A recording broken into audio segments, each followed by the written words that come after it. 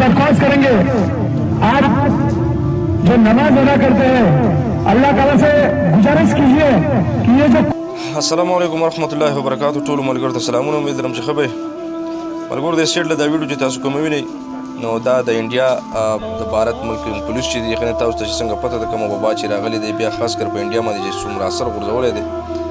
زه به وایم چې یاره په دې یو هفته کې چې د هغې نه څومره مړي پکې وشو په څومره په هسپتالونو کې پراته دي موږ اورو چې یاره هسپتال کې دومره مریضان دي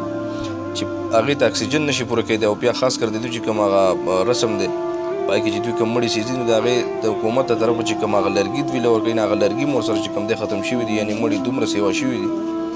په دې یو هفته کې خاص کر په لکونو کې چې کوم دی خبره روانه ده د دې مریضانو ده او ویډیوګانې به م کتلې مختلف قسمه چینلو باندې راځي په پیجونو باندې چې یاره په روډ کې زنانه پرتې دي چا ته اکسیجن لګېدلی څوک په کرسۍ په روډ پروت دی څوک په فوټپاتونو باندې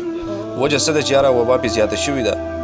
خو چونکې دوی اوس هغه دغه خبره ومنله لول دا شرټ کلیپس تاسو وګورئ چې یاره ښه کولیام هغه وینا کوي په سپیکر باندې په دغه بازار ته راوتی دی چې یاره مسلمانانو ته په دغه جومات خواوشا شاته څنګه چې تاسو ته پته ده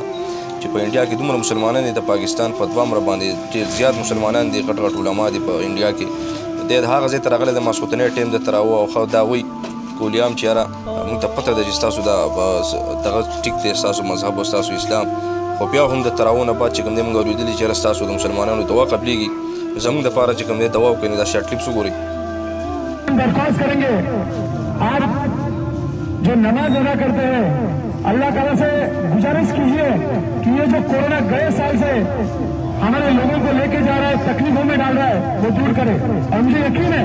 मैंने सुना है तरावी की नमाज होती है बहुत जल्दी सुनी जाती है ملګرو دغه ویډیو به م کتلې ډېره زیاته وایرل ویډیو روانه ده ټولو ملګرو ته خواسته چې دا ویډیو د بطور د انسانیت په دغه باندې چې کوم دی شیر کړي او ټولو ملګرو له خواسته چې یاره یوازې انډیا دپاره نه بلکې د هر ملک د ټولې دنیا دپاره چې کوم دی موږ له پکار دی چې یاره دوا کوو چې الله پاک د عذاب دی او که وبا د هر څه ده چې کوم دی دا ختم کړي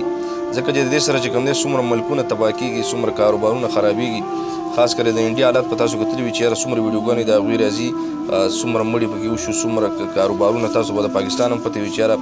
څومره هر څه تباه شو اوس تقریبا بیا چې کوم دی نن سبا کې به بیا داسې لاکډاون لګي چې یاره ډېره سختي به وي وجه دا ده چې یاره دا وبا ډېر په تیزۍ سره روان دی ډېر مریضان پکې پیدا شوي دي او دومره مریضان دي خاص کر په انډیا او پاکستان کې چې یاره زه به ووایم اکسیجن ورته نه پوره کېږي څنګه چې ما وویل په انډیا کې موږ واورېدو چې یاره دومره مړي شوي د هغوی چې کوم هغه رسم رواج دی چې په هغې کې دوی هم مړي سیزي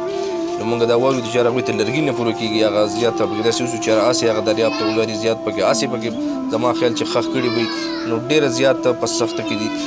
بهرحال ډېر ملګرو ته دا وایي چې یاره دوی د کشمیر سره ظلم کړی دوی دا چل کړی دا هندوان دي دا داسې چل دی نو انشاءالله په دې وبا کې به زما چې څومره یقین دی ډېر زیات به پکې مسلمانان شوي وي خو بهرحال ټولو ملګرو ته په دې ویډیو کې د دوا خواسته خاص کر د انډیا دپاره زموږ د پاکستان دپاره بلکې د ټولې دنیا دپاره چې یاره الله پاک د عذاب دا وبا هر څه دي چې یاره دا ختم کړي نو ملګرو که ویډیو مو خوښ شي ویډیو سره لایک کړئ ویډیو مخکې شیر کړئ او ټولو ملګرو ته د دوا اپیل دی خاص کر نو خپله دوا زموږ سره تاسو په کمنټس کې شریکولی شئ